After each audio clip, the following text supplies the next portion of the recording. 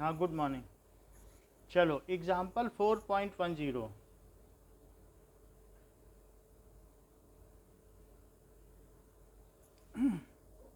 सो कुछ चीज़ें हम लोगों ने देख ली थी कि ये हमने देख लिया था कि F is equals to m v square by r होता है। फिर a c is equals to v square by r होता है। v की जगह अगर आर ओमेगा रख दिया जाए तो a c is equals to r omega रख दो, तो इससे क्या हो जाएगा, a c is equals to r omega square हो जाता है। फिर कुछ लोग ओमेगा की जगह 2 पाई न्यू रख देते हैं, तो 2 पाई न्यू रख देने पर इसकी value 4 pi square nu square r हो जाती है। ये चीज़ हो जाती है। इतनी चीज़ें हमने देख ली हैं। फिर भी ओमेगा जो है 2 पाई बाई टी भी होता है, क्योंकि जो न्यू है वही 2 पाई बाई टी होता है। सो ओमेगा को 2 पाई न्यू भी कह सकते हो, 2 पाई इंटू फ्रीक्वेंसी, क्योंकि फ्रीक्वेंसी में जब हम रेडियन का मल्टीप्लाई कर देते हैं 1 रिवोल्यूशन में कितने रेडियन होते हैं, 2 पाई। तो ओमेगा की यूनिट क्या है शताक्षी?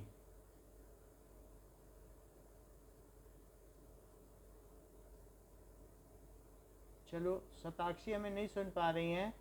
अमांशी, अमांशी ओमेगा की क्या यूनिट है? ओके। एंगुलर एक्सीलरेशन की क्या यूनिट है? एंगुलर डिस्प्लेसमेंट की क्या यूनिट है?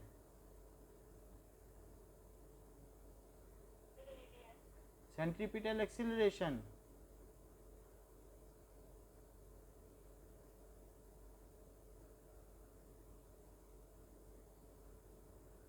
Centripetal acceleration.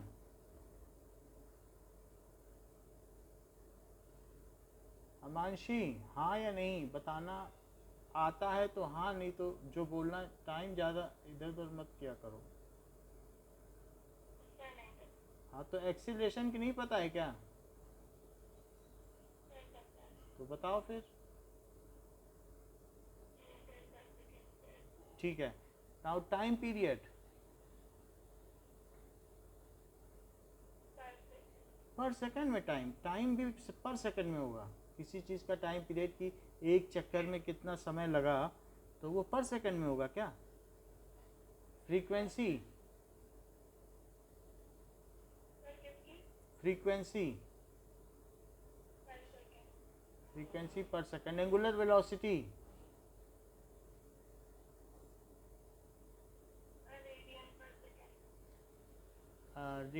एंगुलर वेलोसिटी है तो सही कहा, radian per second. Three kinematics equation बताओ रोटेशनल काइनेमेटिक्स के लिए।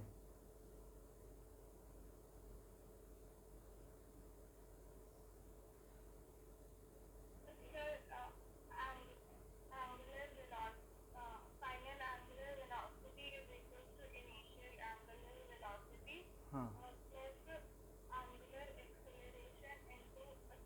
ऐसे बोला करो, omega is equals to omega naught plus alpha t. अगला बताओ।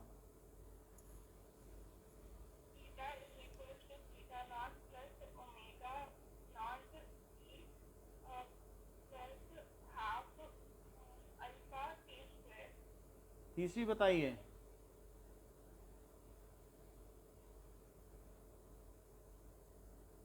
थर्ड इक्वेशन बताइए।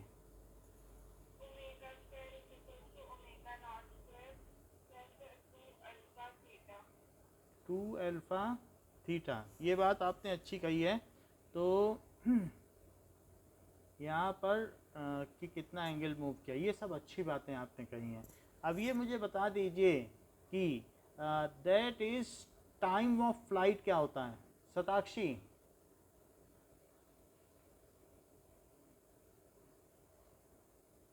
Time of flight. शताक्षी सुन नहीं पा रही, आप बताइए।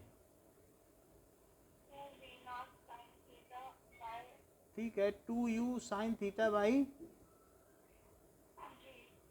ठीक है। एच की वैल्यू बताओ, हाइट अटेंड।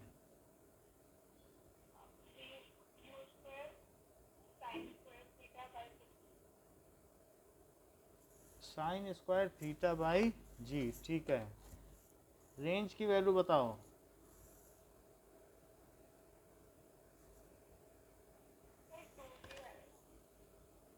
टू जी आएगा, अच्छा ठीक है। रेंज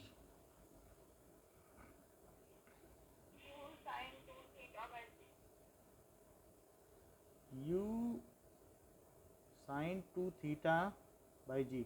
अच्छा ये बात सही है कि अगर आपको जैसे इसमें कुछ वो लगता है कि इसमें यू स्क्वायर आएगा, ये आएगा, तो यू स्क्वायर की यूनिट क्या होती है? क्या मीटर स्क्वायर और सेकंड स्क्वायर? बोलो बताओ। और इसकी कितनी होती है? मीटर पर सेकंड स्क्वायर। तो इससे ये कट जाएगा, इससे ये कट जाएगा, चीज़ें मीटर में आ जाएंगी कि नहीं?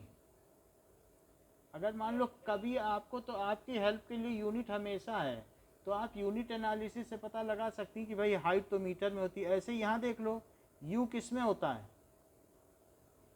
ये रेंज। तो रेंज के केस में आपने यू बोला है, तो इसलिए मुझे थोड़ा सा डाउट हो गया कि रेंज भी तो मीटर में होती है, तो ये बैलेंस हो पा रही हैं आपसे यूनिटें? बताओ। मतलब हम हमारे हिसाब से तो यूनिट एनालिसिस के हिसाब से आपने गलत बताया है, क्योंकि होमोजेनिटी होनी चाहिए, है ना? That is homogeneity of dimension both side में। तो इधर आ ही नहीं रहा है मीटर, तो कैसे आपने बताया फार्मूला? अगर आप इधर ऊपर मीटर पर सेकंड लिख, बोलो। हाँ, तो ये चीज़ ध्यान रखो कि जो चीज़ बता रही हो उसकी यूनिट ठीक रहे ना। अब हम एग्जाम्पल 4.10 करते हैं। एग्जाम्पल 4.10, इतनी बातें आपने बता दी हैं, इट इज़ वेरी गुड। फिर भी मैं आपसे एक दो चीज़ तो और पूछूंगा कि एंगुलर एक्सीलरेशन क्या होता है?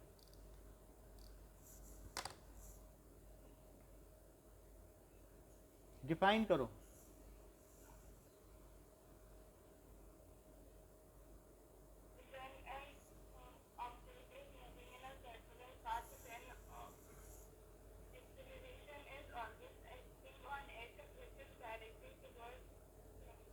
हाँ, मतलब आप सेंट्रीपिटल एक्सीलरेशन सुन रही हैं क्या जब मैं एंगुलर एक्सीलरेशन बोल रहा हूँ? तो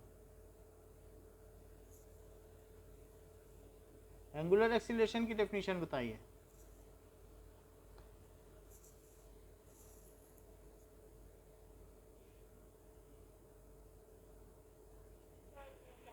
हाँ, rate of change of angular velocity is angular acceleration. Angular velocity की डेफिनेशन बताइए।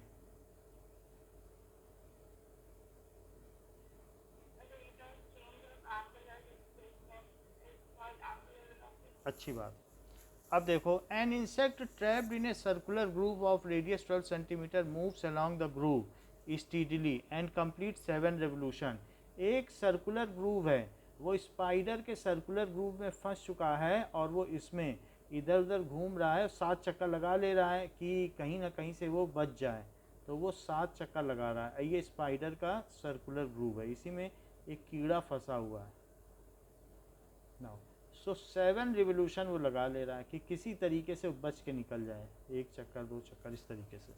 सो रेडियस 12 सेंटीमीटर है, इसका रेडियस कितना है? 12 सेंटीमीटर। और 7 रिवोल्यूशन लगा लेता है along the groove, complete 7 revolution in 100 second. तो फ्रीक्वेंसी क्या हो गई कि जो उसकी हो गई कि वास्तव में ऐसा करते हैं कि 7 रिवोल्यूशन इन 100 सेकेंड। 100 सेकेंड, तो एंगल स्वेप्ट इन 100 सेकेंड क्या हुआ बताओ? तो 7 इंटू 2 पाई रेडियन। बोलो बात सही है? इन 100 सेकेंड, यहाँ तक ठीक है? अच्छा, ये है एंगुलर डिस्प्लेसमेंट, ये है टाइम। तो ओमेगा क्या होता है? क्या एंगुलर डिस्प्लेसमेंट अपॉन टाइम?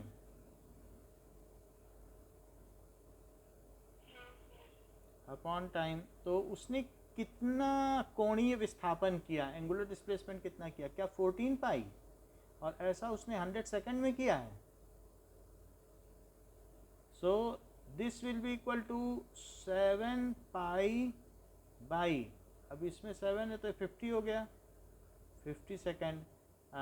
तो ये रेडियन पर सेकेंड, 7 भी कट सकता है, 7 काटना चाहो तो काट लो, 7 इंटू 22/7 और बाई 50, तो 7 से 7 कट गया, इससे ये कट गया, ये 11 आ गया, ये 25 आ गया, इतना रेडियन पर second.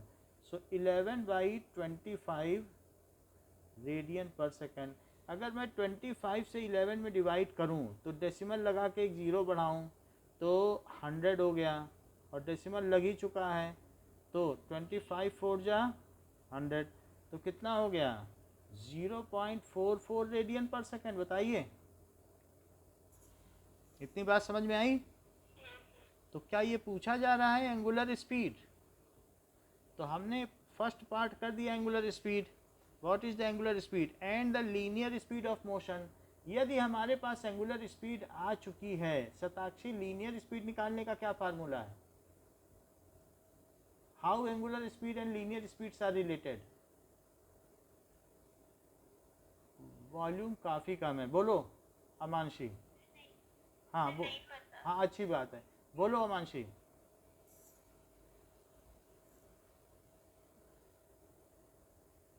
अमानशी, what is relation between omega and we?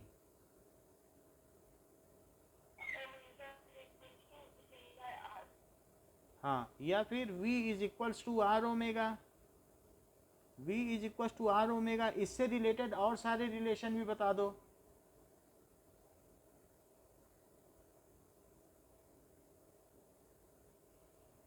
L is equals to, L किसके इक्वल होता है?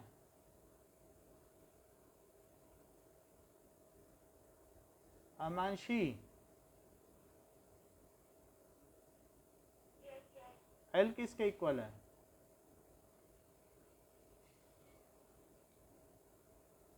देखिए, आप विजिटर नहीं है कि यहाँ पर देखने के लिए आई, कोई दर्शक दीर्घा में बैठी है क्या? आपको तो प्रोड्यूस करना है ना जो चीज़ पढ़ाई गई है, जवाबदारी बनती है कि नहीं? तो बताइए कि that is linear displacement is how related to angular displacement? L is equals to, so do not take a delay, it should be at tip of tongue. जो चीज़ पूछी जाए अगर बताई गई है तो अगली क्लास में तैयार हो के आओ, ठीक है? A किसके इक्वल होगा?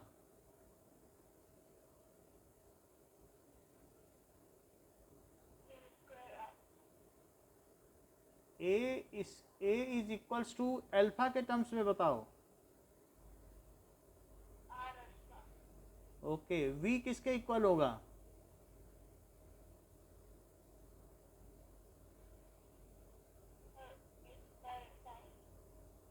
अब बताइए यार omega.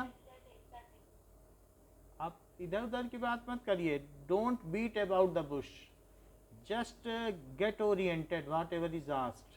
Okay, linear velocity is r times of angular velocity, linear acceleration is r times of angular acceleration, and linear displacement is r type of angular displacement। तीनों को फिर से रिपीट करो।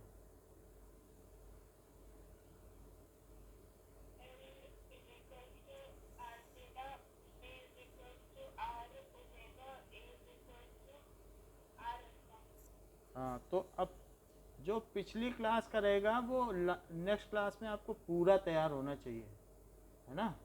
सो v is equals to r omega हो गया।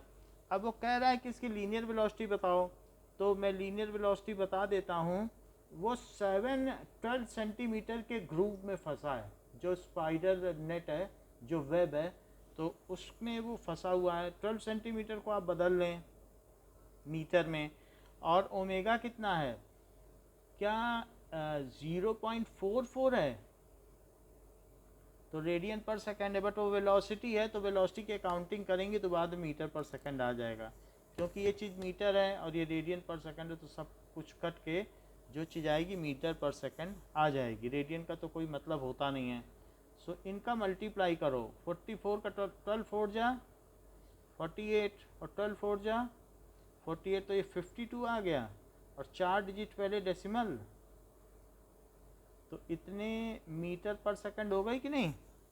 तो इस तरीके से 0.05 मीटर पर सेकेंड, अगर 2 डिजिट उधर कर दो तो क्या 5.28 सेंटीमीटर पर सेकेंड, चूँकि बुक सेंटीमीटर में दे रही तो मैंने लिख दिया। बोलो बात सही है, बताओ। तो इतनी बात हो गई। आगे की बात करो कि ये हमारा फर्स्ट हुआ कि angular speed and linear speed हमने बता दी है। अब आगे कह रहा है कि is the acceleration vector a constant vector, what is its magnitude. तो एक्सीलरेशन इज ए, तो ए के लिए क्या फार्मूला लगाओगी एक्सीलरेशन। अब एक्सीलरेशन के लिए आप क्या लगाएंगी, हमने आपको बहुत सारे फार्मूले बता दिए, आप इनमें से कौन से का चुनाव करेंगे। आपके पास तो ये भी है, ये भी लगा सकती हो, वो भी कर सकती हो, और चाहे आर ओमेगा स्क्वायर आपको पसंद है भाई, नहीं तो वी स्क्वायर बाई आर भी कर सकती हो, वी भी आ चुका है। जो आपकी पसंद है हम वही करेंगे। आर ओमेगा बता रही हो ना, r omega square, r omega square, r है 0.12 और ओमेगा कितना है, दैट इज 11/25 है, 0.44 का स्क्वायर। अब इसमें मेरी मदद कर दो थोड़ी सी।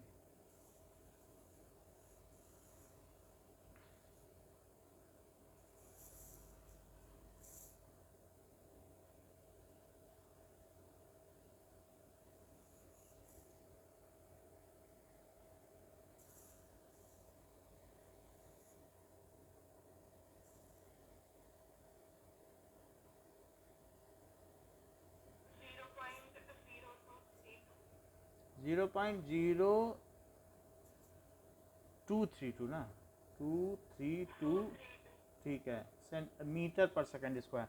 अगर ये मीटर पर सेकंड स्क्वायर है तो क्या लिखेंगे इसे सेंटीमीटर में, 100 से मल्टीप्लाई कर देंगे तो ये 2.32 हो जाएगा, दैट इज सेंटीमीटर पर सेकंड स्क्वायर, क्योंकि मीटर की तो एक ही डायमेंशन है ना यहाँ पर, है बात कि नहीं, बोलो। चलो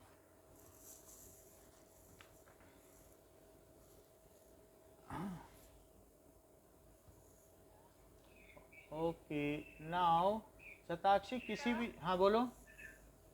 सर आपने जो पीछे 0.12 लिया था, हाँ तो सर उसको जरूरी है कि वो 0.12 ही ले, हम उसको 12 ही ले सकते हैं ले सकती हो, फिर वो सेंटीमीटर में आएगा। एक्चुअली हम ऐसा यूनिट में कर रहे हैं, फिर हमने लास्ट में आंसर देखा तो वो तो सेंटीमीटर में दिया है, तो फिर आपकी सहूलियत के लिए हमने आंसर मिला दिया बुक से।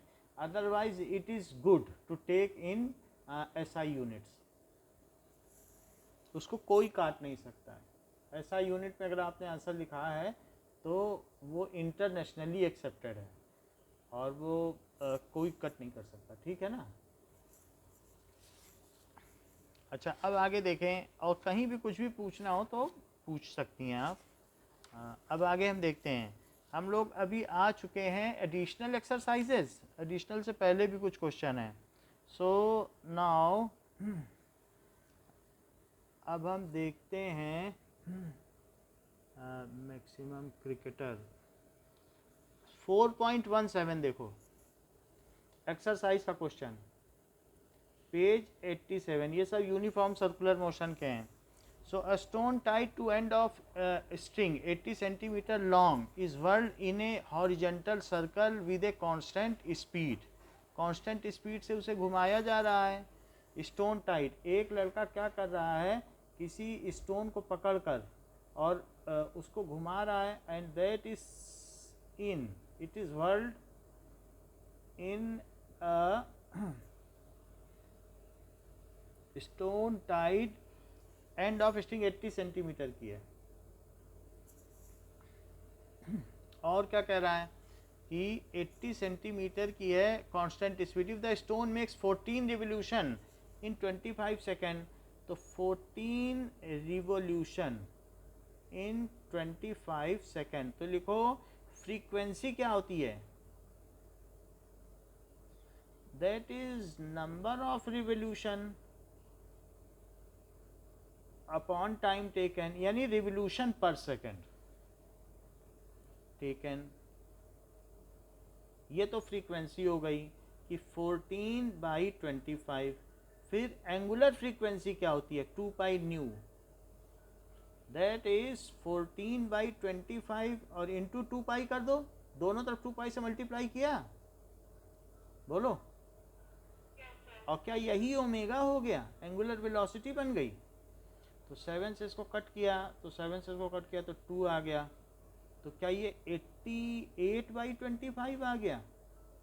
और चूंकि ये अब एंगुलर वेलोसिटी बन चुकी है तो इसे आप रेडियन पर सेकंड लिख सकती हैं। 2 पाई से मल्टीप्लाई कर दिया, वैसे ही रेडियन पर सेकंड है। और ये क्या है, क्या ये ऑसिलेशन पर सेकंड है या रिवोल्यूशन पर सेकंड। और 2 पाई से मल्टीप्लाई कर देने पे वो एंगुलर डिस्प्लेसमेंट पर सेकंड आ गया। बोलो बात सही है, देख लो। अच्छा, ओमेगा आ गया है। अब वो आपसे पूछ क्या रहा है, इतना तो हमने अपने मन से बिना पढ़े कर दिया। तो if it makes 14, what is the magnitude and direction of acceleration. हमारे पास ओमेगा आ चुका है। क्या शताक्षी आप मुझे बता सकती हैं कि एक्सीलरेशन का फॉर्मूला ओमेगा के टर्म्स में क्या होगा, बताइए।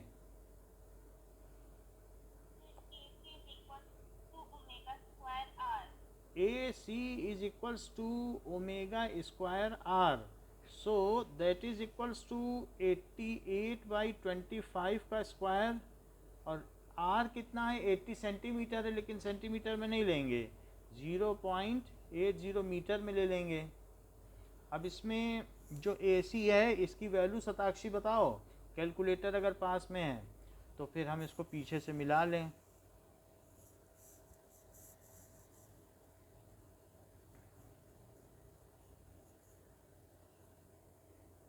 और इसकी डायरेक्शन क्या होगी इस एंगुलर एक्सेलरेशन की, इसकी सेंट्रीपिटल एक्सेलरेशन की, it is centre seeking toward centre.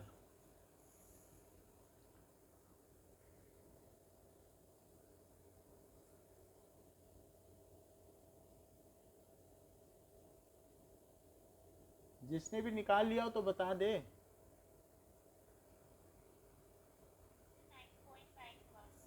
9.9 बनाया, पीछे मिलाओ, मीटर पर सेकंड स्क्वायर टूवर्ड सेंटर। जैसे ही मैंने इसमें टूवर्ड्स सेंटर लिखा, मुझे इस चीज़ का अधिकार मिल गया है कि मैं AC पे वेक्टर लगा सकूं। पीछे चेक करो, सही है आंसर।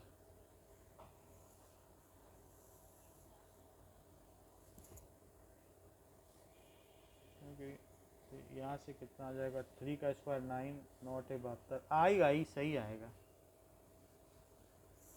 आया।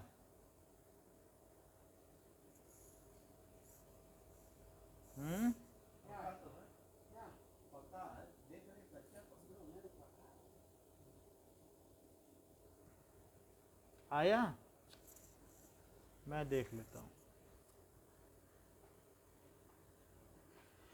9.9 आ तो गया ना, along the radius, ठीक है। नाउ 4.18,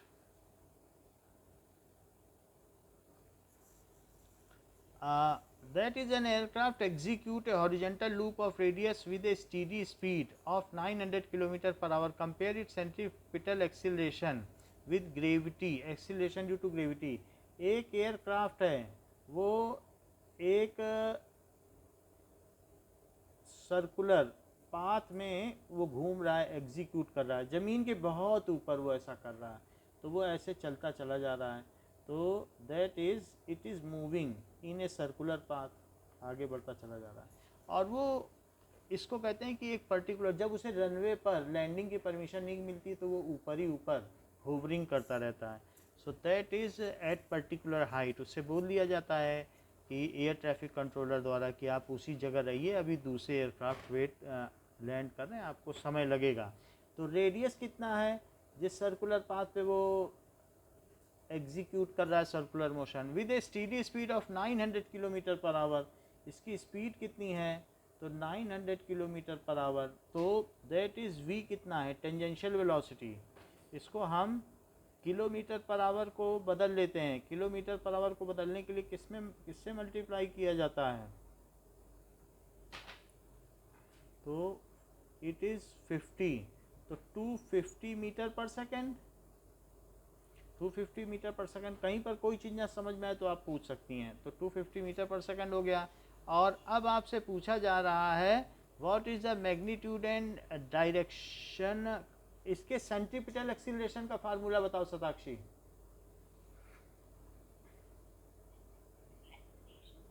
हाँ, ये तो टेंजेंशियल वेलोसिटी, इस पे टी लिखा। अब सेंट्रीपिटल एक्सीलरेशन का फार्मूला बताओ।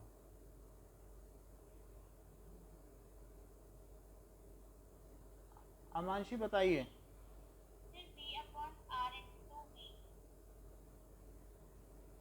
ये कोई बात नहीं। हाँ बोलो, बताइए।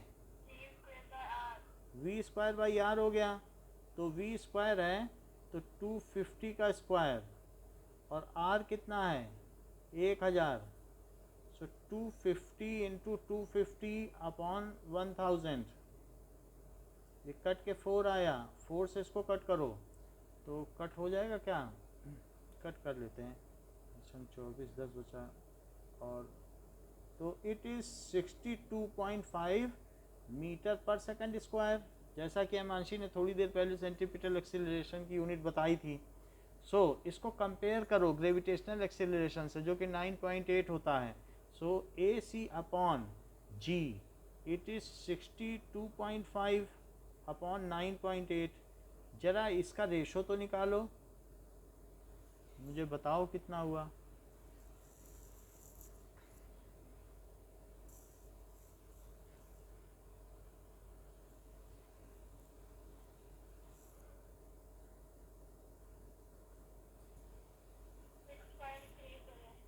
Six point three four 337. So centripetal acceleration is 6.37 times greater than the gravitational acceleration. Centripetal acceleration is 6.37 times, ऐसा आना चाहिए पीछे देखने से, greater than gravitational acceleration. Gravity बोलोगी ना तो माना जाता है फोर्स, ग्रेविटी न लिख देना, ग्रेविटेशनल एक्सीलरेशन ही लिखना। ग्रेविटी फोर्स को कहते हैं। तो ऐसा अगर दिया गया हो 4.18 में 6.4 दिया गया है, ठीक ही है। 6.4 टाइम्स ऑफ जी, या ये भी लिखा जा सकता है कि ए सी इज 6.4 टाइम्स ऑफ जी।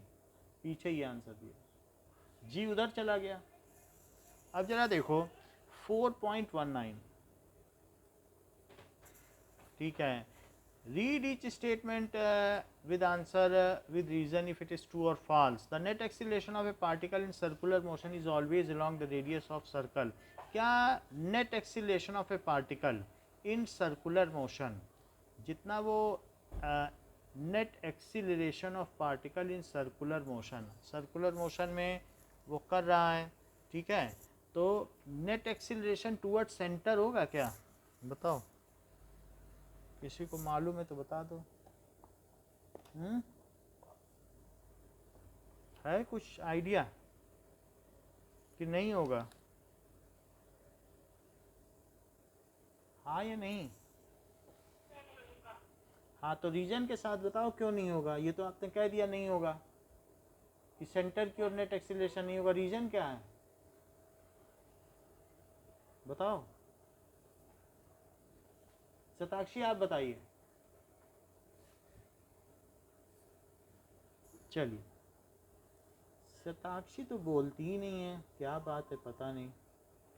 चलो, अब यहाँ पर ये देखिए कि अगर कोई एक पार्टिकल है तो वो इधर जा रहा है, और अगर उसकी स्पीड बढ़ती चली जाए तो उसके ऊपर क्या एक टेंजेंशियल एक्सीलरेशन भी एक्ट करेगा, 80। वेलोसिटी कांस्टेंट ना हो, क्योंकि वो कह रहा है सिर्फ सर्कुलर मोशन, ये नहीं कह रहा है कि सर्कुलर मोशन यूनिफॉर्म है। अगर यूनिफॉर्म होगा तो टेंजेंशियल एक्सीलरेशन नहीं लगेगा। लेकिन अगर ऐसा देखा है कि झूले में या राटा में आपको घुमाया जाता है तो झूला और तेज होता चला जाता है, घूमता चला जाता है, बोलो तो क्या उस पर टेंजेंशियल एक्सीलरेशन भी होता है? धीरे धीरे बढ़ती है कि नहीं स्पीड, किसी भी झूले में झूलती हो?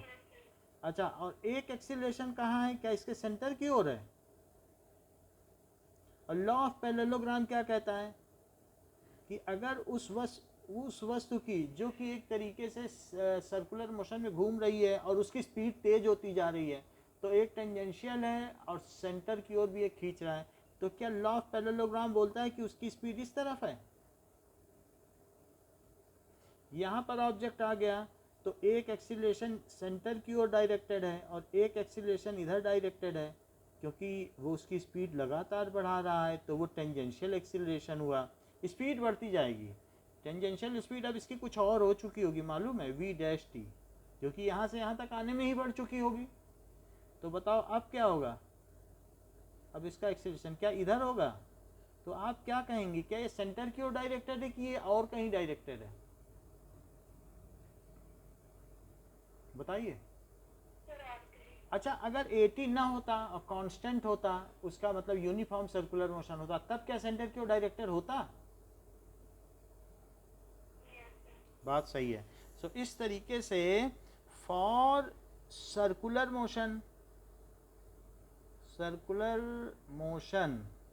there are two kinds of acceleration acting on it, two kinds of acceleration acting on it। कौन कौन से एक्सीलरेशन हैं? एक तो एक्सीलरेशन along the velocity, जिधर वो चीज जा रही है, acceleration acting on it। One किधर है? along, एक किधर होगा? one is along tangential velocity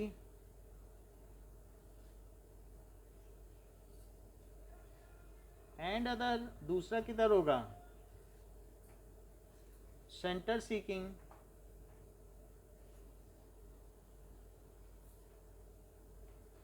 and the net acceleration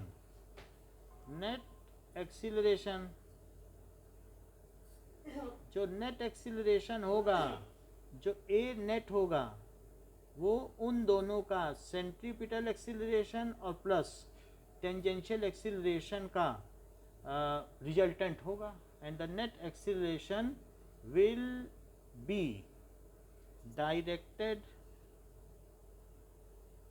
in some other direction,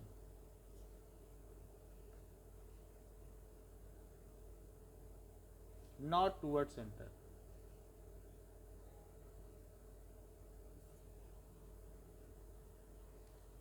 However, in case it is uniform circular motion, अगर यूनिफॉर्म सर्कुलर मोशन है, देन उसका जो tangential acceleration है वो जीरो हो जाएगा। एंड इन दिस केस जो ए net हो जाएगा, वो ये जीरो हो जाने से ये ए सी के इक्वल हो जाएगा इस सेंटर सीकिंग। तब ये कैसा होगा? समझ में आ गई बात?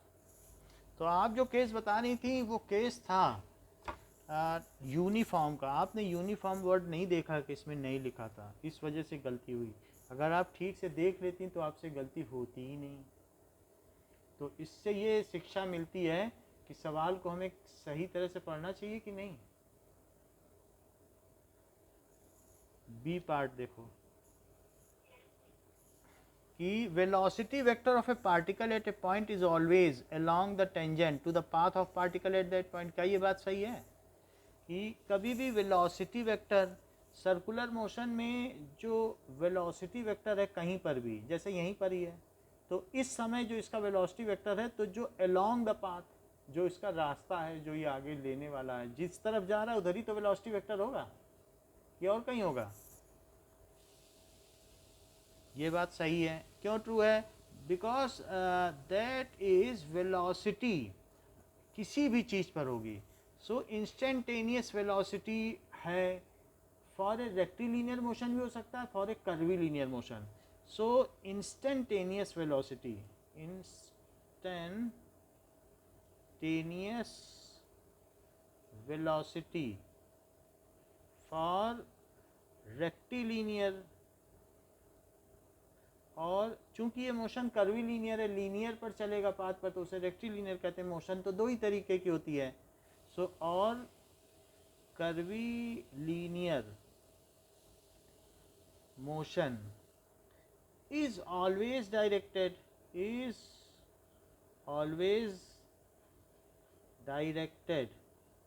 to instantaneous displacement, जो तुरंत डिस्प्लेसमेंट है। तो इसलिए ठीक है, तो इस वजह से ऐसा है। When time tends to zero, तो अगर टाइम टेंड्स टू जीरो है तो जो डिस्प्लेसमेंट होगा, क्या वो डिस्प्लेसमेंट बिल्कुल इधर ही होगा? देख लो, अगर मान लीजिए टाइम टेंड टू जीरो है तो पार्टिकल पहले यहाँ था और अब इधर पहुँच गया, वैसे तो आगे भी चलेगा क्योंकि उसे तो सर्कुलर पाथ पे चलना है। तो ये जो डिस्प्लेसमेंट है क्या इधर ही डायरेक्टेड है? ठीक है, तो इसलिए जिधर डिस्प्लेसमेंट होगा उधर ही टेंजेंशियल वेलोसिटी होगी। यही तो डेल्टा एक्स है, वरना डेल्टा आर कह दो। तो जिधर डेल्टा आर होगा तो इंस्टेंटेनियस वेलोसिटी क्या होती है? क्या डेल्टा आर बाई टी या डेल्टा टी? अब इसमें लिमिट और लगा देना तो होगी तो उधर ही ना। चलिए, अब तीसरी बात कह रहा है the acceleration vector of a particle in uniform circular motion averaged over one cycle is null vector. Shatakshi, आपका इसके बारे में क्या कथन है कि अगर मैं सारे एक्सीलरेशन का एवरेज कर दूं, मान लीजिए कोई चीज़ सर्कुलर पाथ में चल रही है तो यहाँ पर इसका एक्सीलरेशन अभी ऐसे डायरेक्टेड है, अभी ऐसे डायरेक्टेड है, अभी ऐसे डायरेक्टेड है, अभी ऐसे डायरेक्टेड है, और मैं सबका अगर सम कर दूं तो क्या ये जीरो ही आ जाएगा? क्योंकि diametrically opposite acceleration will be cancelled pair wise. ये इससे कट जाएगा, ये इससे कट जाएगा, ये इससे, ये इससे, ये इससे। बोलो। तो इसलिए ये कहा जा सकता है कि इन uniform circular motion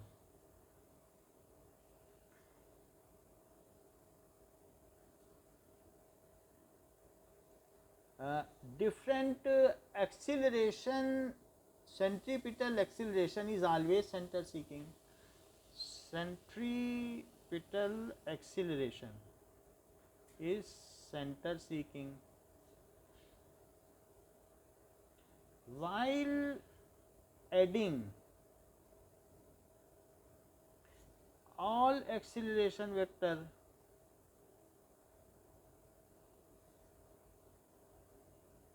in one revolution.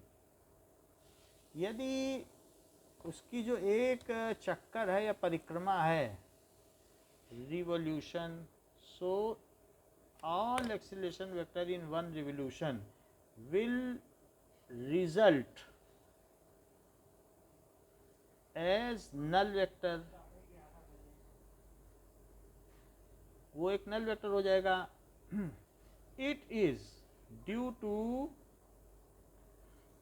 different acceleration vector will be cancelled pairwise due to different diametrically opposite vector.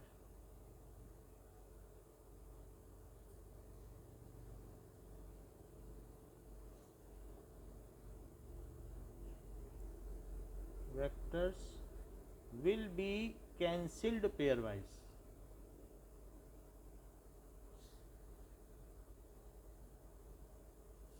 जैसे कि मान लो ये एक सर्कुलर पाथ है, मैं बुक के हिसाब से दिखाता हूँ, तो क्या ये एक्सीलरेशन वेक्टर इस एक्सीलरेशन वेक्टर को नहीं काट देगा?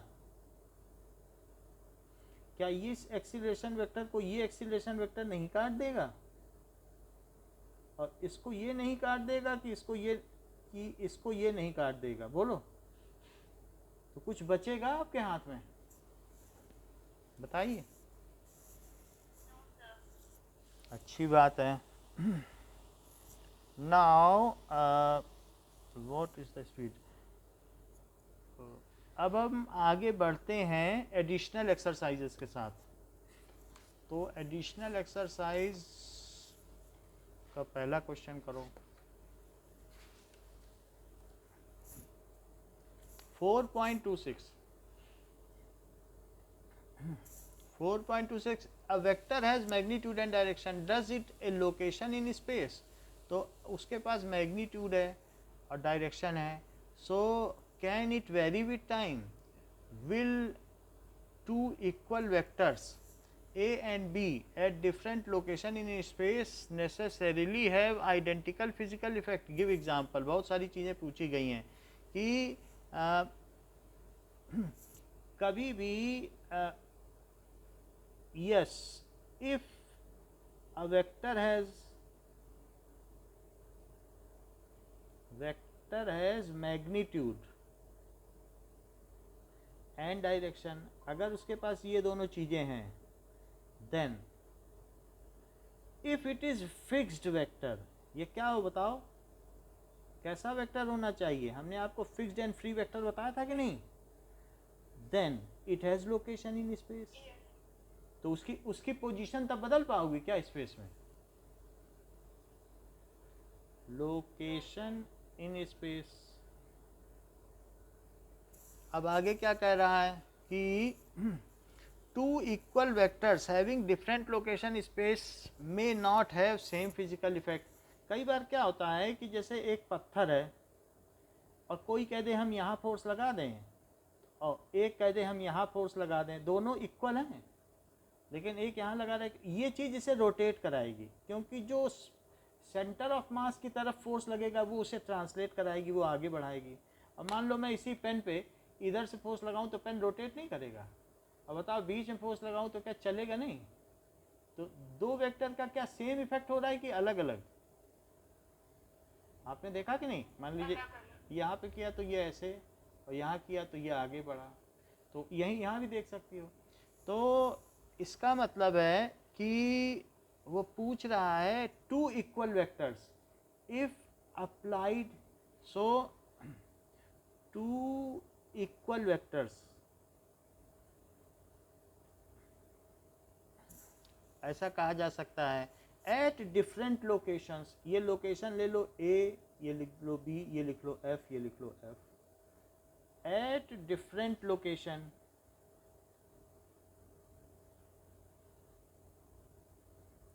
will give different physical effect, different physical effect।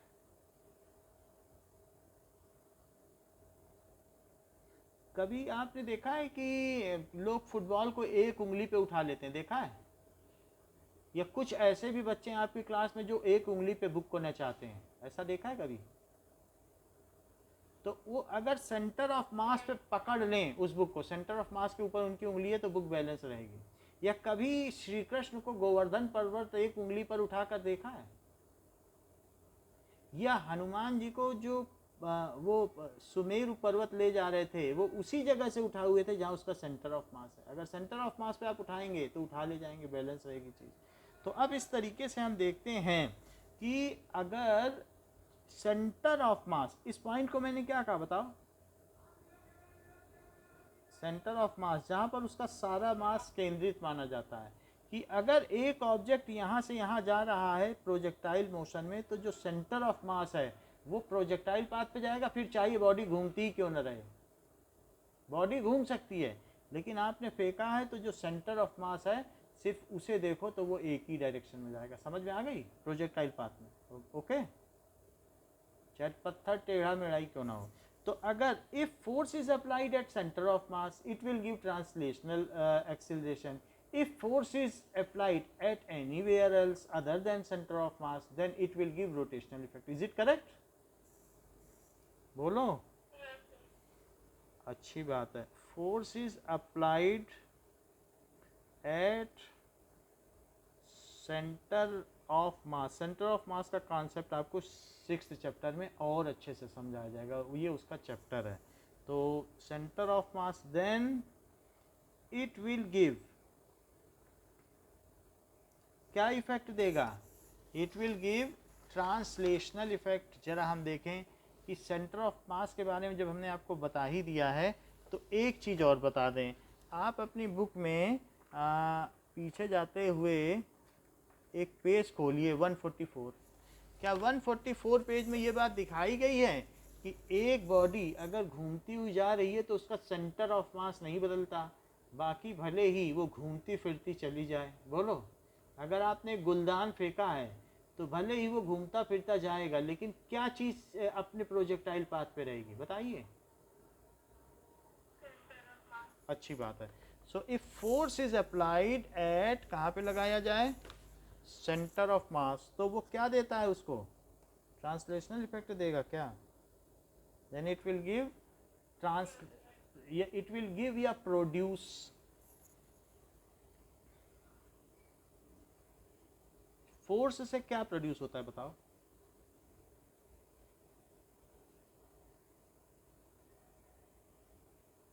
Translational acceleration. F is equal to ma होता है क्या?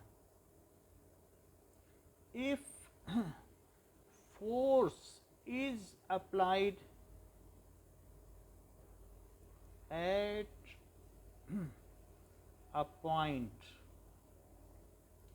not in direction of center of mass, direction of center of mass,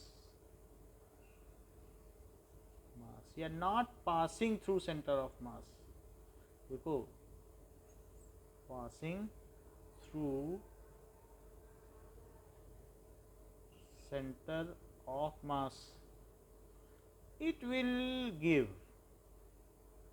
rotational effect। Rotational effect. जरा ध्यान दें कि यहाँ पर ये हमारी एक ऑब्जेक्ट है, ये सेंटर ऑफ मास है, दैट इज cm। क्या ये जो मेरा फोर्स था, was it passing through centre of मास? बताओ। और ये जो फोर्स था, was the line of action of force in the direction of centre of मास और नॉट? बताइए, हाँ या नहीं? क्या line of action of force centre of मास से पास हो रहा था कि नहीं था? सेंटर ऑफ मास तो यहां है। बोलो, हो रहा था कि नहीं हो रहा था? ये तो बता दो। हाँ, तो ये क्या चीज होती है जो मैं बता रहा हूं? इसको कहते हैं line of action of force. Force जिस डायरेक्शन में लगाया जाता है उस एक्सिस को क्या कहते हैं? Line of action of force, and it was not passing through. तो इस वजह से इसमें कैसा रोटेशन प्रोड्यूस करेगा? क्या ऐसा प्रोड्यूस कर देगा? ये घुमा देगा इसको। तो अच्छी बात आपने बताई है। अच्छा, तो हम लोग और भी कुछ पूछा गया क्या इस क्वेश्चन में? हाँ, मतलब कि अगर आप किसी भी, जैसे स्केल है, तो स्केल में उसके सेंटर में अगर फोर्स लगा दें, स्केल को यहाँ से उठाया भी जा सकता है। बीच से उठाओगी तो स्केल उठा ले जाओगी कि नहीं उठा पाओगी? ये स्केल है और मैं इसको यहाँ से उठाऊँ तो क्या नहीं उठा ले जाऊँगा? बताओ। बैलेंस कर लिया, सेंटर ऑफ मास पे उंगली है। और अगर मान लो अब यहाँ पर फोर्स इस पर मैं बीच में लगाऊं, तो बीच में लगाऊंगा तो ऐसा जाएगा, और इधर उधर लगाऊंगा तो क्या घूम जाएगा? यही चीज़ बताई गई है कि अगर आप सेंटर ऑफ मास से पास हो रहा है आपका फोर्स, तो उसे ट्रांसलेशनल इफेक्ट देगा, तो वो उसको आगे बढ़ाएगा। और यहाँ से अगर यहाँ पर फोर्स लगाओगी तो ये उसे रोटेशनल इफेक्ट देगा। अंतर समझ में आया? यही बात कही गई। Give example in support of your answer, जो कि हमने पहले ही दिया है। हाँ, ठीक है। और एक और example, if same force is applied, if 10 Newton force is applied on 2 kg mass at earth, and at moon will give different effect. तो अगर आपने एक बॉल फेंक दी है मून पे तो आप उतनी देर में एक चाय पी सकती हो जब तक बॉल लौट के आएगी आपके हाथ में। आप आपस में बात करो कि अभी बॉल तो लौट के आने में देर है, यहाँ फेंकोगी तो जल्दी से कैच भी करो, क्योंकि वहाँ 1/6 ग्रेविटी है। वहाँ ग्रेविटेशनल एक्सीलरेशन की क्या वैल्यू है 1/6, तो वहाँ वो बहुत ज़्यादा फोर्स प्रोड्यूस कर देगा। क्योंकि एक्चुअली होता क्या है ना कि that is it will produce, gravity कम है तो उसी फोर्स से आप बहुत ऊपर उठा ले जाओगे, बहुत ऊंचा जाएगा। समझ में आई बात कि नहीं? तो एक्सीलरेशन अलग अलग है तो फोर्स के अलग अलग इफेक्ट होंगे। अब जरा देखो अगला क्वेश्चन पे आओ, 4.27 शताक्षी पूछने की भी आदत डालो और बताने की भी आदत डालो। तुम तेज तो ऑलरेडी हो लेकिन ये दोनों आदत डालो। समझ में आ गई बात? जितना बताओगी हम उतना पूछेंगे। ओके? हाँ, अब मानसी मना नहीं करती है, देखो इससे कितने टेस्ट लेते हैं, ये कभी ये नहीं कहती कि मत लो टेस्ट, ऐसा नहीं करो। तो इससे क्या होता है ना, वो कटिंग एज आता है, जो धार हम डालना चाहते हैं बच्चे में वो धार आती है। तो आपका कैसा समर्पण होगा गुरु के प्रति, तो जो हम बनाना चाहते हैं जितना यील्डिंग इफेक्ट होगा आप में, आप उतनी धारदार बन जाओगे। ओके? तो a vector has both magnitude and direction. Does it mean that anything that has magnitude and direction is necessarily a vector? Both magnitude and direction. तो अगर किसी में magnitude and direction होगी तो क्या वो वेक्टर होगा?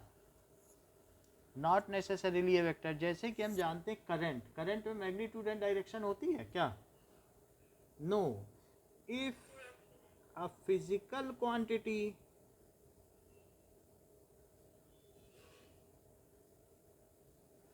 has both magnitude and direction, ठीक है, is not necessarily a vector, not necessarily a vector. For example, current has both, so current में नहीं हो सकता है दोनों चीज। The rotation of a body can be specified by direction of axis of rotation and angle of rotation about the axis. Does that make any rotation a vector? क्या अगर किसी कोई भी चीज़ रोटेट हो रही, मान लीजिए ये एक स्केल है और ये ऐसे रोटेट होता जा रहा है और ये ऐसे रोटेट हो रहा है, तो ये रोटेट होता जा रहा है, इस पर फोर्स लगाया, ये रोटेट हो रहा है स्केल, तो क्या ये एक वेक्टर है? रोटेशन जैसे हो रहा है तो ये पूछा जा रहा है कि, और ये इसकी एक्सिस ऑफ रोटेशन है। अगर देखा जाए कि कोई एक स्केल है और वो किसी एक्सिस पे रोटेट होगा, जैसे ये स्केल रोटेट हो रहा है तो ये इसकी एक्सिस है कि नहीं, ऐसे ही तो रोटेट हो रहा है, बीच में हमने इसको यहाँ डाल दिया तो घूमेगा कि नहीं स्केल? तो ये क्या हो जाएगा, ये इसको मैंने ऊपर से, ये आप ऊपर से देख रही हो और यहाँ से आँख देख रही है। समझ में आई बात कि नहीं? यही चीज़ तो यहाँ से देखी जा रही है। तो ये क्या हुई, क्या एक्सिस ऑफ रोटेशन। तो अब आप राइट हैंड रूल लगाओ, जिधर रोटेट हो रहा है तो जो थंब हो गई वो क्या हो गया, रोटेट ऐसे हो रहा है कि नहीं, देख लो फिंगर की रैपिंग की डायरेक्शन में रोटेशन है, ऐसे देख लो, तो जो रैपिंग की डायरेक्शन फिंगर की वो रोटेशन है, तो थंब किधर गया, ऊपर। So by right hand thumb rule, the direction of rotation can be found out. Either it is a fan, table fan, ceiling fan, या कोई भी चीज़ झूला रोटेट हो रहा हो तो उसको पता कर सकते हो कि नहीं? Preferably it is lying in the axis of rotation. तो जो आपकी रोटेशन की डायरेक्शन होगी वो किस तरफ होगी, ऊपर की ओर होगी। ऐसे देखो जिधर रोटेट हो रहा है, उल्टा रोटेट कर जाए, एक्सिस में ऊपर नीचे तो होता नहीं है, एक्सिस तो एक लाइन होती है, तो लाइन उसी पे लाई करेगी। तो क्या चीज़ बताई गई कि पूछा गया है कि एंगल ऑफ रोटेशन हुआ है, सो 10 एनी रोटेशन ए वेक्टर। सो यहाँ पर पूछा गया है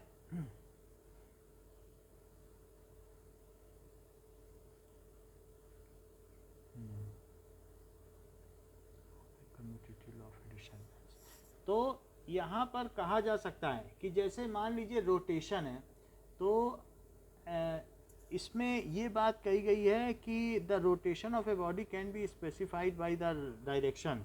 yes, rotation, yes, rotation of a body can be determined, direction of rotation of a body can be determined by right hand thumb rule, right hand thumb rule. ठीक है, ये तो बात है कि हम इसकी डायरेक्शन पता कर सकते हैं, लेकिन वो कह रहा है कि वेक्टर क्या होता है बताइए। कि जैसे एक तुम इधर चली फिर इधर चली, तो बताओ फाइनल वेक्टर क्या हुआ, इधर हुआ कि नहीं, triangular law of vector addition से। सो अब यहाँ पर वो कह रहा है कि मान लीजिए डायरेक्शन ऑफ रोटेशन है। सो डायरेक्शन ऑफ रोटेशन अगर बहुत थोड़ी सी हो, डायरेक्शन ऑफ रोटेशन यहाँ पर वो कह रहा है कि अगर इट इज़ इनफाइनाइटेसिमली स्मॉल, तो आप कह सकते हैं कि यस इसका डायरेक्शन ये है। एक होता है कि थोड़ा सा है, तो इस चीज़ को तो वेक्टर माना जा सकता है। फिर हाउएवर कई बार ऐसा हो जाएगा कि डायरेक्शन ऑफ रोटेशन और फिर उसके बाद वो यहाँ से यहाँ गया, तो वो ये चीज़ हो गई। वो कह रहा है तो इसका तो फिर ये फाइनल रिजल्टेंट ये हुआ, तो फाइनल रिजल्टेंट ये हुआ, तो ये कहाँ ओबे कर रहा है, तुम्हारी तो सारी डायरेक्शन ऊपर है, तो सारी डायरेक्शन तो आपकी ऊपर आ रही है कि नहीं, थंब के डायरेक्शन में। ठीक है, सो ये कह रहा है कि if that is the angular displacement is very small, then only it can be considered as vector। लेकिन अगर ज़्यादा घूम गया तो फिर क्या होगा, ट्रायंगुलर लॉ ऑफ, कह रहा है ये ट्रायंगुलर ऑफ वेक्टर एडिशन को तो फॉलो कर नहीं रहा है, then how can you assume that it is a vector. तो direction of rotation can be, इतना हमें नहीं समझना है, बस ये कह सकते हैं it can be determined by right hand thumb rule, इतना ही आप लिख लें। और फिर आगे क्वेश्चन में पढ़ो क्या कह रहा है, rotation of a body can be specified by direction and angle of rotation about the axis, does this make any rotation eight A vector. तो एंगल ऑफ रोटेशन से हम डायरेक्शन ऑफ रोटेशन निकाल लेते हैं कि जैसे यहाँ से यहाँ गया तो इसका रोटेशन ऊपर है, ठीक है, और फिर आगे गया तो फिर भी ऊपर है।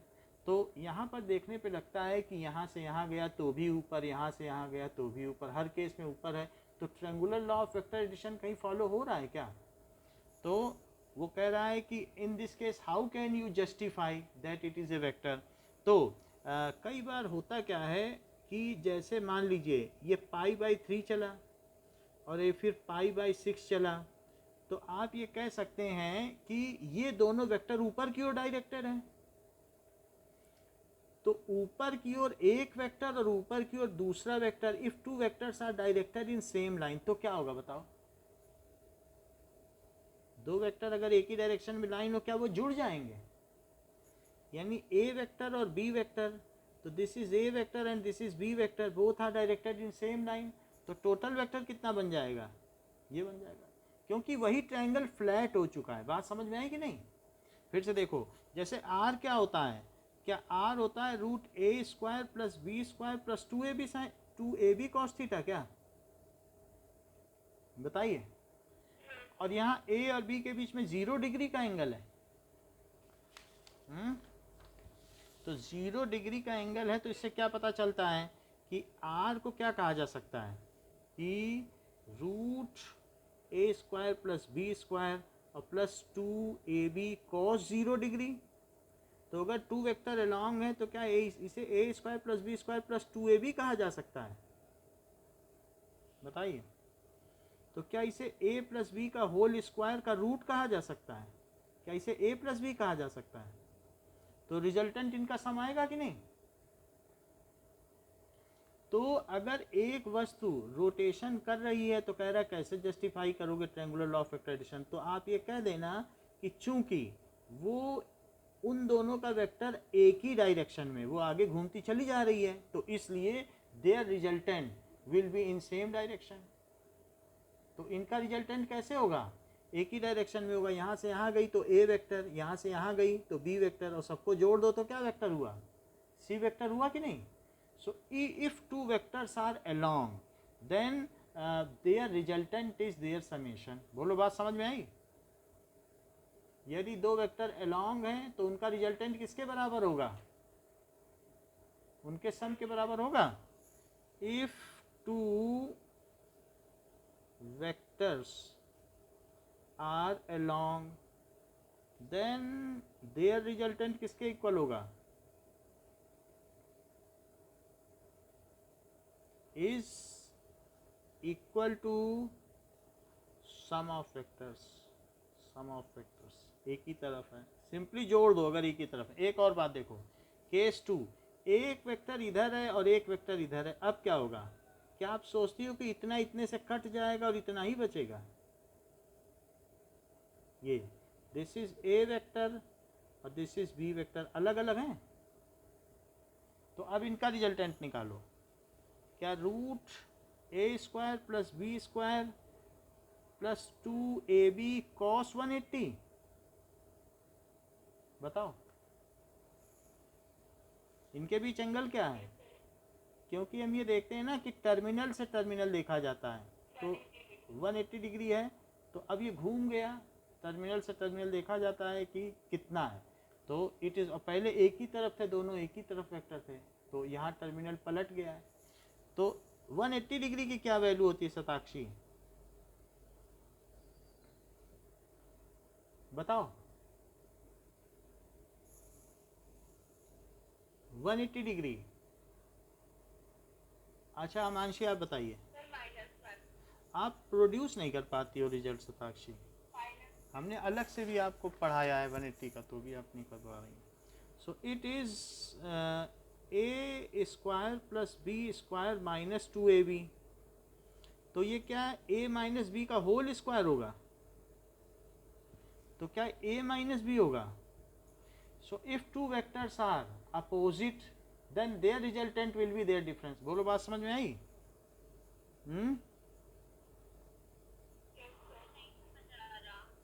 If two vectors are opposite then their resultant is their difference। यानी कि अगर मान लीजिए कि मैं ये बात कह रहा हूँ कि ऐसी बात है, एक वेक्टर ये था, ये आई चला और जे चला, और ये ए वेक्टर है, और दूसरा वेक्टर बोला हम भी चलेंगे कुछ, तो वो क्या करा, उसने 2i चला, यहाँ से उसने 2i चला, और फिर 2j भी चला, 2j भी चला, 2j, तो 2j एक्स्ट्रा चला, 2i एक्स्ट्रा चला, तो ये बी वेक्टर हो गया। तो अब हमें ये पता करना है कि यदि ए वेक्टर i प्लस जे है और बी वेक्टर क्या है, 2i प्लस 2j है, तो बताओ इन दोनों का समेशन क्या होगा, क्या 3i प्लस 3j होगा, बताइए। चाहे तो देख लो, टोटल करोगे तो क्या आएगा, यहाँ से यहाँ पहुँचा, यहाँ से यहाँ गया, यहाँ से यहाँ गया, तो यहाँ से यहाँ पहुँचा, तो क्या 3i हुआ ये, और यहाँ से यहाँ क्या पहुँचा, क्या ये 3j है, तो हो गया ना समेशन कि two vectors are along then their addition is their resultant. अगर टू वेक्टर अपोजिट हुए तो क्या होगा, मान लीजिए एक एक वेक्टर ये था, तो ये चल के गया 2i 2j, that is A vector है, ये कितना कितना चला देख लो, 2i 2j चला, और बी ने कहा हम तो उल्टा चलेंगे, तो बी बोला, यहीं से बी उल्टा चल दिया, बोला हम तो उल्टा चलेंगे, उल्टा का मतलब क्या चला होगा, क्या वो माइनस आई चल गया होगा, उल्टा ही चला, आई उधर उधर चले तो आई और इधर चले तो माइनस आई और नीचे चले तो माइनस जे। तो ये ए वेक्टर है और ये बी वेक्टर है, तो ए वेक्टर ने किया 2i प्लस 2j और फिर वो लौट गया, कितना लौटा होगा, क्या माइनस आई माइनस जे लौटा, बोलो तो कहाँ पहुँच गया, इनिशियल पॉइंट से यहाँ गया फिर यहाँ गया, तो इनिशियल से फाइनल को मिलाओ वही तो फाइनल वेक्टर होता है। तुम यहाँ से हावड़ा गए, हावड़ा से लौट के जयपुर आ गए, तो जोधपुर से जयपुर ही तो माना जाएगा, बताओ। तो यहाँ पर अगर मैं कहूँ कि ये जो वेक्टर हैं तो if they are opposite vector तो we should take their difference. तो यहाँ पर आप खैर यहाँ पर तो जोड़ के ही लिया जा रहा है, फिर भी बी को वेक्टर को हमने सीधा बी मान लिया, तो जो भी है here it is their difference. अगर अपोजिट वेक्टर्स हैं तो उनका डिफरेंस हो जाएगा, this is i plus j माना गया। अदरवाइज मैग्नीट्यूड मैग्नीट्यूड में करोगे तो खुद ही वो डिफरेंस निकाल के दे देगा, ये मैग्नीट्यूड की चीज़ है, तो मैग्नीट्यूड में उसने डिफरेंस निकाल दिया कि नहीं खुद। लेकिन सबसे बड़ी बात है कि अगर if two vectors are perpendicular तो क्या करें, एक वेक्टर इधर है एक वेक्टर इधर है, तो क्या इनका रिजल्टेंट ऐसा होगा, ये b को ये माना जा सकता है यहाँ से वहाँ तक, और क्या ये 90 डिग्री है, तो इनके मैग्नीट्यूड को ले लिया जाए तो क्या रूट ए स्क्वायर प्लस बी स्क्वायर आएगा, बोलो, पाइथागोरस थ्योरम। और अगर r से निकाला जाए if two vectors are perpendicular,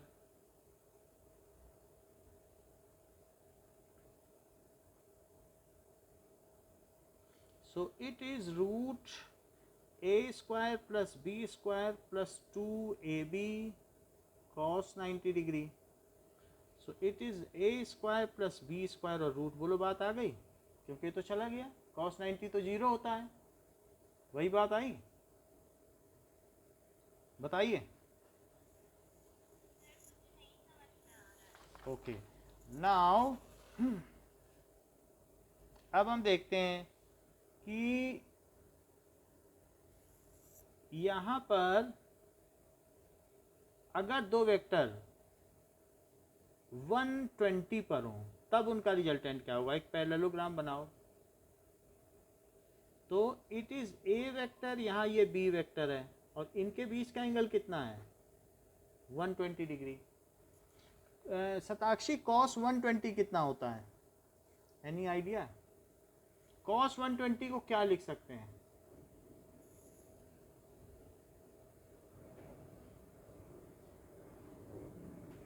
बोलो, 90 plus 30 cos 90 प्लस 30, आगे क्या लिख सकते हैं,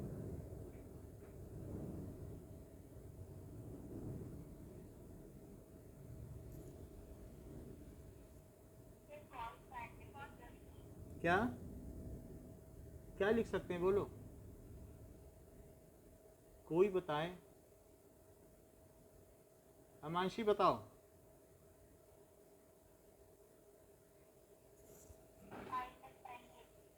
माइनस, तो इट इज माइनस हाफ हुआ, तो r is equals to root A square plus B square plus 2ab cos 120 degree. So यहाँ पर क्या हो जाएगा, a square plus B square plus 2ab और इसको -1/2 लिख सकते हैं, ऐसा किया जा सकता है, क्योंकि 120 डिग्री है तो ये चीज़ हो जाएगी।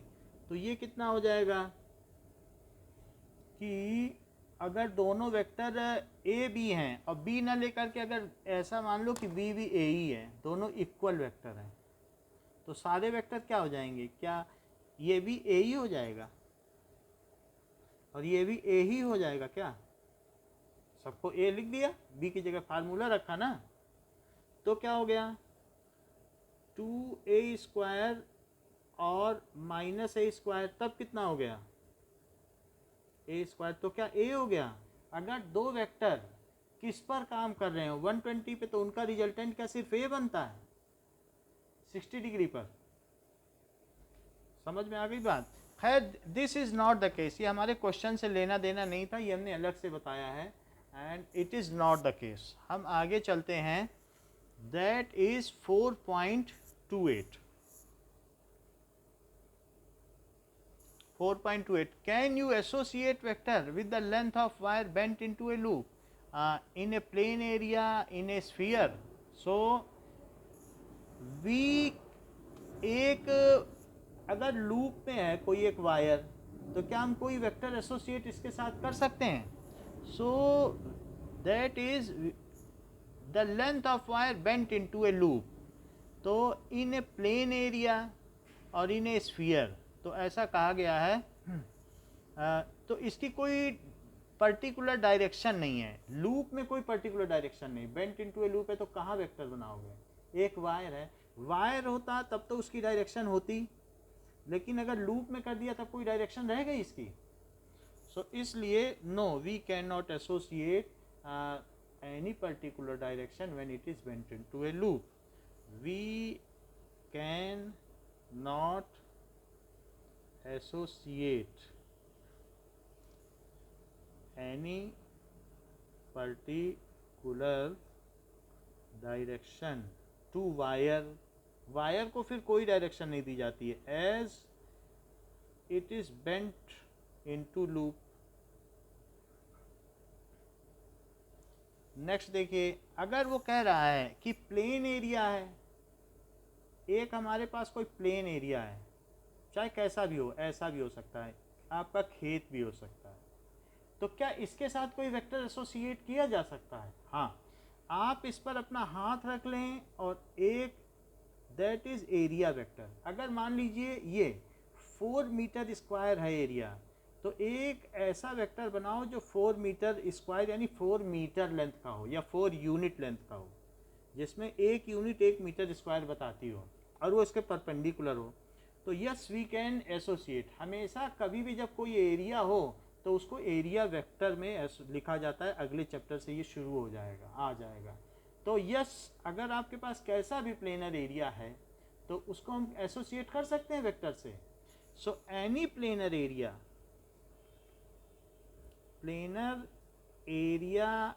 Can be associated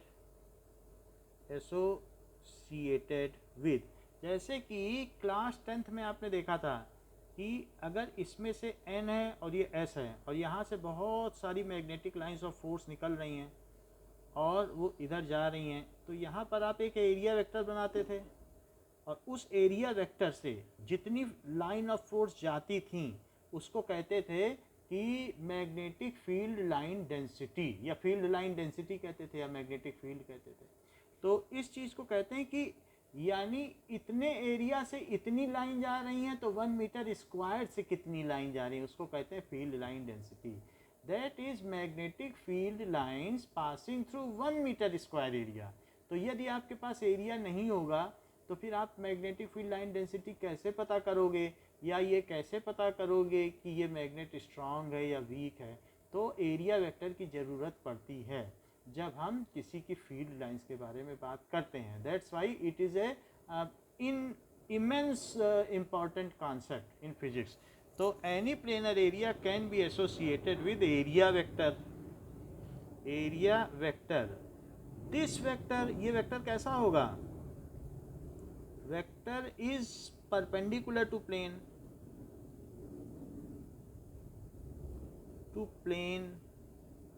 whose length is, जिसकी लेंथ कैसी होगी बताइए? Whose length is equal to the area of plane. बोलो शताक्षी, ये बात समझ में आई? चलो, जो चीज़ नहीं समझ में आई उसका भी हम देख लेंगे, वो सब समझाएंगे आपको। तो it is equal to the area of plane. तो इस तरीके से एरिया के बारे में हमने बता दिया। स्फीयर, तो स्फीयर के साथ क्या किया जा सकता है? स्फीयर के लिए कोई डायरेक्शन हो सकती है? बताओ, एक स्फीयर को क्या डायरेक्शन दोगे? तो यानी अगर आप इसके साथ एसोसिएट करना भी चाहते हो तो नल वेक्टर कर सकते हो, क्योंकि नल वेक्टर की कोई डायरेक्शन नहीं होती है, तो नल वेक्टर से भी कोई मीनिंग नहीं निकलता है। तो इसलिए as sphere has no preferred direction, उसकी कोई डायरेक्शन नहीं है, so no vector can be associated with it, can be associated with it। इसके साथ किसी भी वेक्टर को हम एसोसिएट नहीं कर सकते। अब देखो question number 4.29, A bullet fired at an angle of 30 degree with horizontal hits the ground 3 kilometre away. तो एक बुलेट फायर की जाती है और 3 किलोमीटर अवे पे ये जाती है, hit the ground 3 kilometre away, this is 3 kilometre. Okay, by adjusting its angle of projection can one hope it to hit a target 5 kilometre away. जब ये 30 डिग्री पर फेंकी जाती है तो 3 किलोमीटर अवे जाती है, और कोई इसे क्या अब सोच रहा है कि 5 किलोमीटर दूर पर हम इसे फेंक दें, तो सबसे ज़्यादा मैक्सिमम रेंज कितनी होती है, 45 डिग्री के लिए होती है कि नहीं।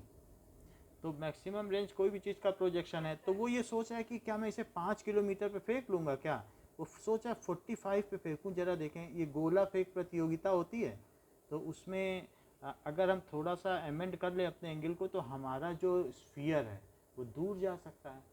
ठीक है, तो अब इसको देखें कि रेंज का फार्मूला क्या होता है, बताइए शताक्षी। रेंज बोलो, बताने में क्यों संकोच करती हो, बताने में तो बताना चाहिए ना। बोलो अमांशी।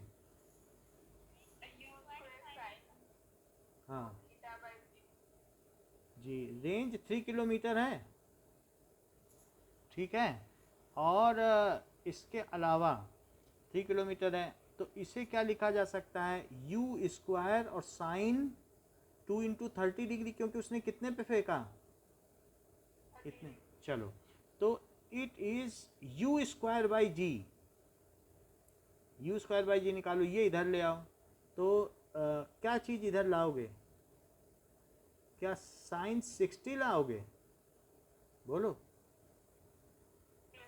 अच्छा, साइन 60 की वैल्यू क्या होती है, क्या √3/2, 2 ऊपर ले जाओ तो 6000 अपॉन √3, √3 की वैल्यू क्या होती है 1.732। अच्छा, यू स्क्वायर बाई जी क्या होता है, क्या यही आर मैक्स होता है, बताओ जरा, चेक तो करो कि ये 5 किलोमीटर से ऊपर आ भी रहा है कि नहीं।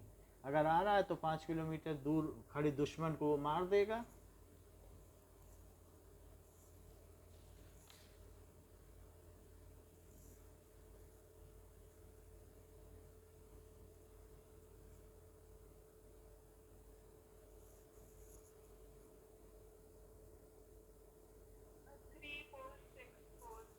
थ्री फोर सिक्स फोर ही आया, 3464 metre r max, so it is 3.464 kilometre r max. तो मैक्सिमम रेंज ऑफ दैट जो बुलेट है या पेबल है जिसे वो थ्रो कर रहा है, बुलेट ही होगा, क्या चीज़ बताएगी, बुलेट, मैक्सिमम रेंज किसकी, बुलेट की कितनी है,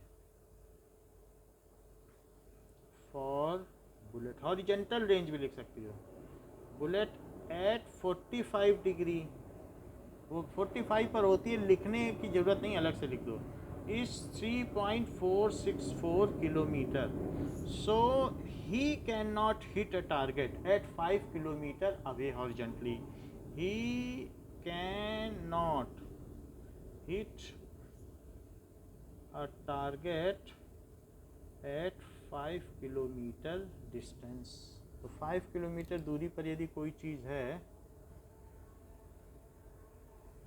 तो वह उसे हिट नहीं कर सकता। समझ में आ गई बात?